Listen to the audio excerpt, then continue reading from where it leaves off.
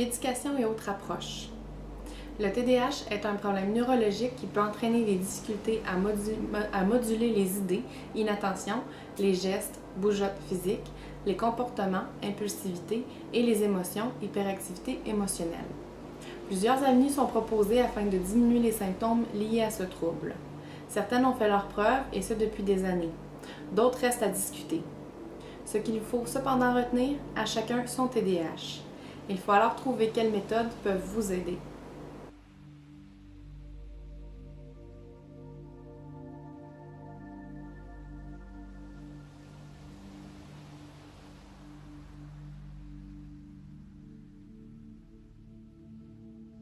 L'avenue pharmacologique, médication. Il faut savoir que le processus de médication peut être ardu car il est composé d'essais et d'erreurs. Dans un monde parfait, la première tentative serait la bonne, tant au niveau de la molécule qu'au niveau du dosage. Cette situation a déjà été observée, mais pour la plupart du temps, c'est l'inverse. Il faudra du temps à vous et à votre médecin pour trouver le psychostimulant ou un non-psychostimulant qui vous conviendra et ce, selon la dose appropriée.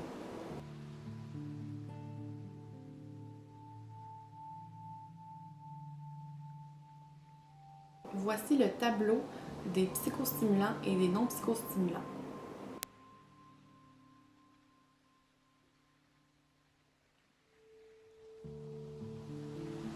Gardons en tête que la médication est un choix personnel. Vous êtes la meilleure personne pour décider vers quelle avenue vous dirigez.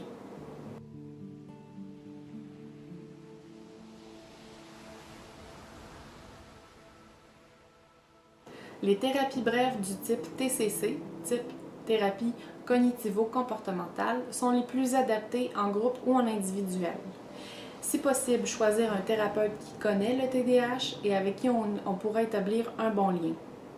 Les TCC sont notamment efficaces pour améliorer sa capacité à travailler en groupe. Il faut s'y engager car il y a souvent des exercices à faire entre les séances. Du point de vue d'un psychologue cognitif-comportemental, le trouble a une composante comportementale, cognitive et émotionnelle. Il peut s'agir de schémas cognitifs erronés, comme la cogitation mentale excessive, la rumination, l'absence de nuances, tout ou rien, l'hyperfocalisation sur un détail et l'exagération d'un fait. La TCC est utile pour maîtriser ses émotions négatives sans analyser longuement les choses du passé non résolues. Les comportements, émotions, pensées, lier ces émotions à des comportements, situations ainsi qu'aux pensées automatiques liées. Réévaluation des pensées automatiques. Sortir d'une interprétation négative de la réalité pour la regarder avec plus d'objectivité. Les traductions des plaintes. Je fais plusieurs choses à la fois devient souvent je tente de faire plusieurs choses à la fois sans y arriver. Diminuer l'intensité des émotions, de par cette réévaluation, mais aussi par l'exposition graduelle aux situations, aidée par la relaxation. Gestion de la procrastination. Notez les moments de procrastination et les causes probables, distraction, état interne inapproprié. La thérapie de groupe TCC permet de travailler les thèmes précédents, faire de la psychoéducation sur le TDAH, ainsi que sur l'affirmation de soi en groupe, c'est-à-dire communiquer sans l'anxiété exagérée et sans impulsivité, exprimer ses besoins et ses sentiments avec aisance. Les thérapies de pleine conscience sont les TCC de troisième génération orientées sur la régulation des émotions et basées principalement sur la concentration dans les méditations bouddhistes.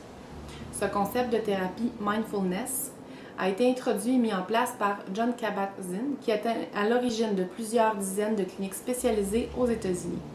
Elles sont basées sur un protocole très précis de 8 semaines, 2 heures par jour, et sont orientées sur la réduction de stress et ses conséquences et sur l'évitement de la rechute de la dépression. Mais ces programmes doivent être adaptés pour la plupart des adultes avec TDAH afin de les rendre plus ludiques et progressifs. Il est en effet très dur pour une personne atteinte de TDAH de s'asseoir, de se concentrer 1 heure sur la respiration du corps. Une adaptation des thérapies mindfulness a donc été faite aux États-Unis par une psychiatre américaine grâce à son livre Mindfulness Prescription for Adult ADHD et le CD qui l'accompagne également est en langue anglaise.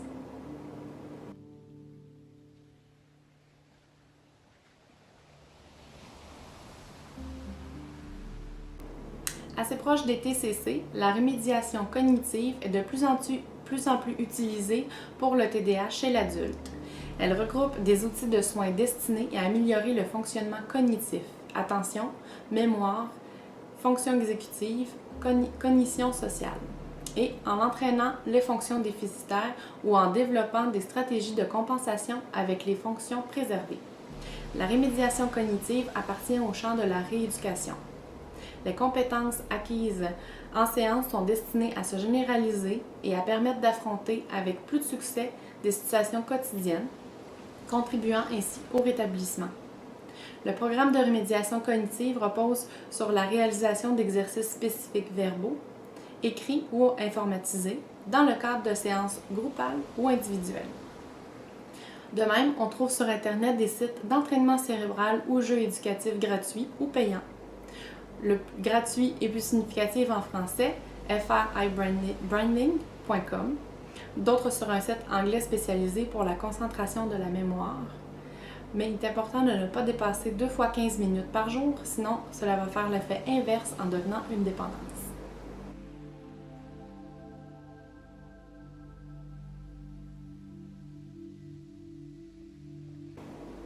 La relaxation et la sophrologie. Elles permettent de prendre conscience de ses pensées incessantes en se détendant, en détendant son corps et en se concentrant sur le souffle ou le corps. Les relaxations les plus connues sont celles de Jacobson, SOAP, le training autogène, et Vitoz, proche de la pleine conscience. La relaxation peut aussi se pratiquer seule et quotidiennement, et c'est un des outils les plus puissants pour réguler les émotions et les énergies. La sophrologie, science qui étudie la conscience humaine, est un ensemble de techniques et de méthodes corporelles, donne aussi de très bons résultats.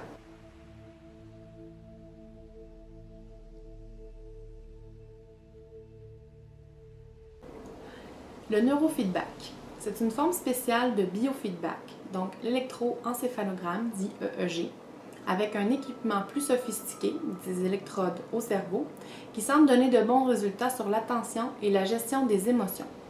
Ce sont des séances avec des capteurs sur la tête où une machine lit les signaux électriques émis par le cerveau pour lui apprendre à émettre des signaux stables et équilibrés, adaptés aux besoins du moment.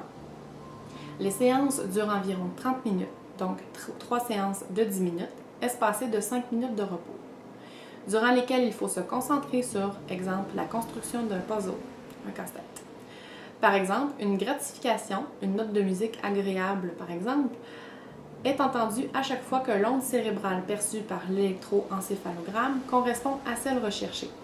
Et les pièces du puzzle se mettent en place plus rapidement. Plus les ondes cérébrales recherchées sont fréquemment émises par le cerveau, plus le puzzle se terminera vite. Inconsciemment, le cerveau se reprogramme et apprend donc à se mettre dans l'état mental désiré.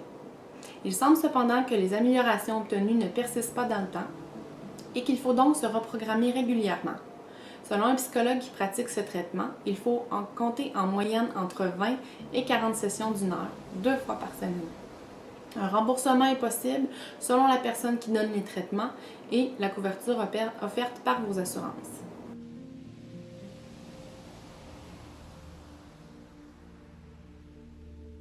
Les autres thérapies, résultats non prouvés. Il existe plus d'une centaine d'autres types de thérapies non remboursées et certaines ont une utilité notamment pour la régulation des émotions. Citons les très nombreuses thérapies psychocorporelles, plusieurs types, l'acupuncture, le EFT, 2 techniques issues de la théorie des méridiens de médecine chinoise, TAO, ainsi que le EMDR, intégration neuro-émotionnelle, et de la technique TIPI, technique d'identification sensorielle des peurs inconscientes. La kinésiologie semble bien adaptée au TDAH chez l'enfant et l'adulte avec des exercices de Brain Gym qui sont à faire tous les jours. Citons aussi la musicothérapie, la thérapie par les sons et les thérapies équestres. Aussi, il y a la méditation bouddhiste de niveau 1.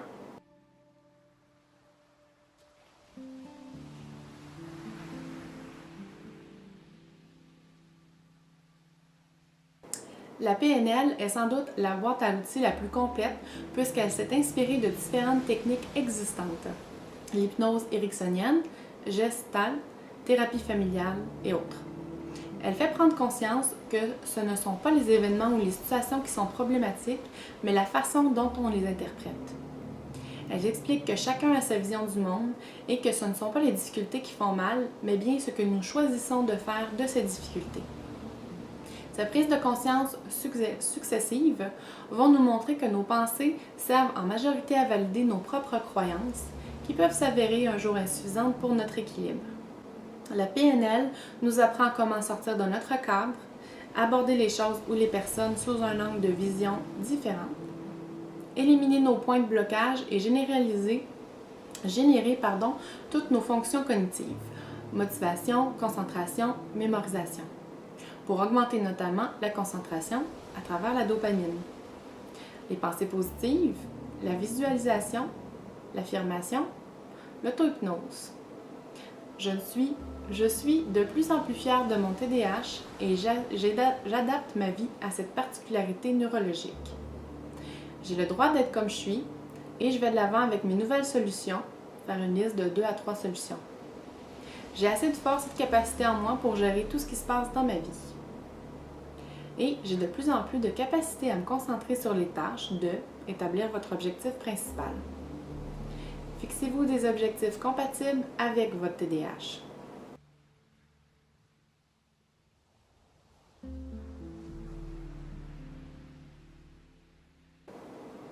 Le coaching TDAH.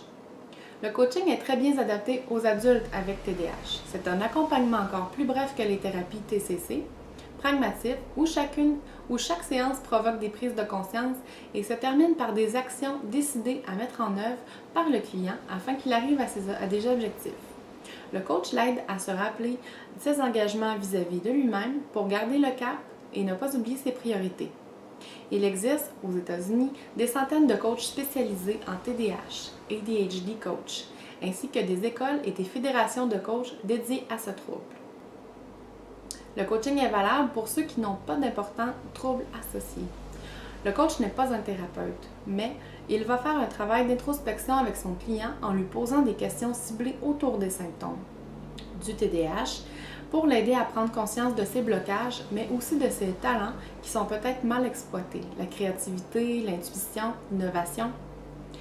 Les outils utilisés par un coach TDAH sont généralement les outils classiques du coaching: questionnement, écoute active, reformulation, recadrage, ancrage, visualisation, affirmation, que l'on trouve notamment dans la PNL et qui permettent au client de prendre conscience de ses blocages et ses croyances limitées afin qu'il trouve lui-même les objectifs et les solutions qui lui correspondent.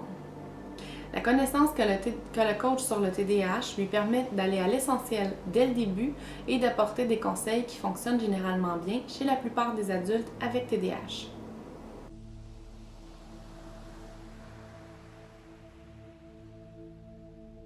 Voici une liste non exhaustive des points abordés lors d'une séance de coaching. Psychoéducation TDAH, donc apprendre sur le TDAH, apprécier ses qualités uniques, se connaître mieux et apprendre un avantage à vie. Clarifier ses objectifs de vie, faire les bons choix en travaillant sur ses désirs, ses valeurs ainsi que ses besoins, TDAH ou non TDAH. Développer des compétences nouvelles, faire ressortir ses talents cachés, sa capacité de création pour en faire des projets aboutis. Gérer les états émotifs, améliorer sa confiance, contrôler l'inquiétude due à l'irrégularité de l'attention, apprivoiser et utiliser son stress. Organisation et procrastination, coaching de performance pour mieux gérer ses tâches en utilisant au mieux ses états internes. Cultiver ses talents, créativité, spontanéité, intuition, curiosité, prise de risque, capacité à rebondir, hyperfocalisation constructive. Prendre de nouvelles habitudes, améliorer son hygiène de vie, développer un style de vie et d'organisation pro-TDAH. Stratégie de calme mental, se calmer intérieurement pour une meilleure attention, créativité et prise de décision. Soutien concret, suivi hebdomadaire de tâches planifiées, conseil au rangement de la maison ou au classement des papiers à domicile. Le coach est l'aiguilleur, le stimulateur de créativité, le motivateur qui va créer une dynamique décisive pour l'avenir de son client.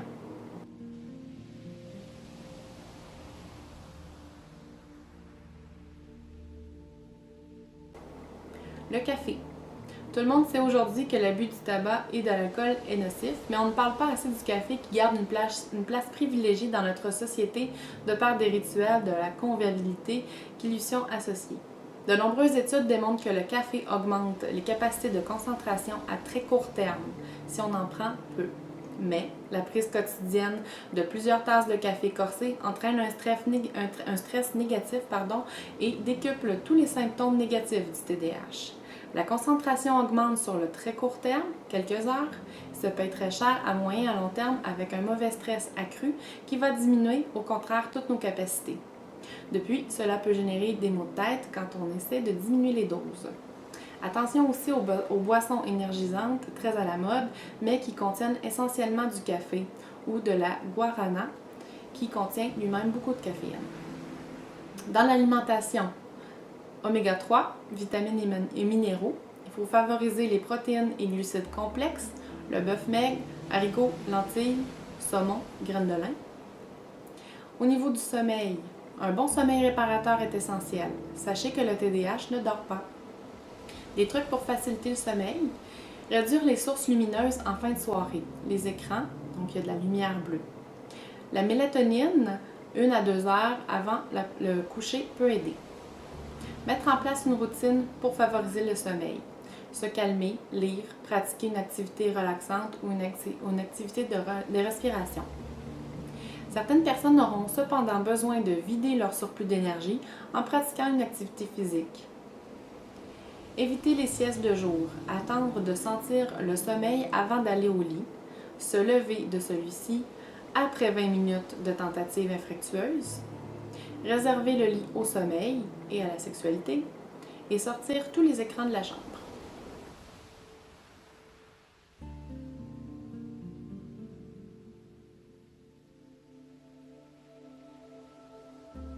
Favoriser un exercice d'intensité modérée à raison de 30 minutes par jour. Il augmente le flux sanguin en augmentant le nombre de vaisseaux sanguins dans le cerveau. Il augmente la sécrétion des neurotransmetteurs responsables du TDAH. Avec le temps, le corps crée plus de récepteurs, d'enzymes et de vaisseaux sanguins dans le cerveau. Il aide à contrôler l'impulsivité parce que l'exercice allume le cerveau. Il réduit le nombre d'incidents disciplinaires à l'école. Donc, trouvez un exercice que vous aimez et rendez-le plaisant davantage. Engagez-vous auprès de vous-même ou d'autres à continuer à le pratiquer régulièrement. Sélectionnez des exercices qui représentent plus de défis au niveau de l'équilibre tels que le karaté, la danse, le tennis, le volley-ball. Utilisez la musique pour vous stimuler. Pratiquez un exercice qui vous permet de profiter du plein air aussi souvent que possible. Faites de l'exercice un rituel que vous pratiquez régulièrement. Le yoga. Le yoga est l'art ancestral indien, un mélange de respiration, posture physique, méditation, relaxation et visualisation. En pratique, beaucoup de cours de yoga sont essentiellement constitués de postures physiques, mais il faut rechercher un professeur qui va parler et vous faire des exercices de respiration énergétique avant et pendant les postures. Côté mental, le yoga améliore la concentration et la résistance au stress. Il existe aussi le Qigong, le Tai Chi et les arts martiaux en général.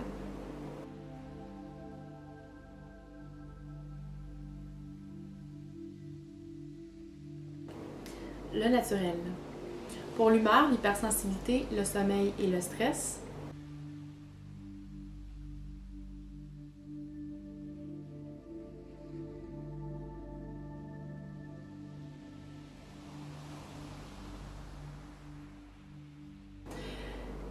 En conclusion, à chacun son TDAH. L'important est d'essayer le plus de méthodes et ainsi trouver celle qui vous convienne. Ne pas se laisser abattre lors d'un échec. Vous trouverez la meilleure alternative pour vous. Elles ne guérissent pas votre trouble, mais diminueront vos symptômes à différents degrés.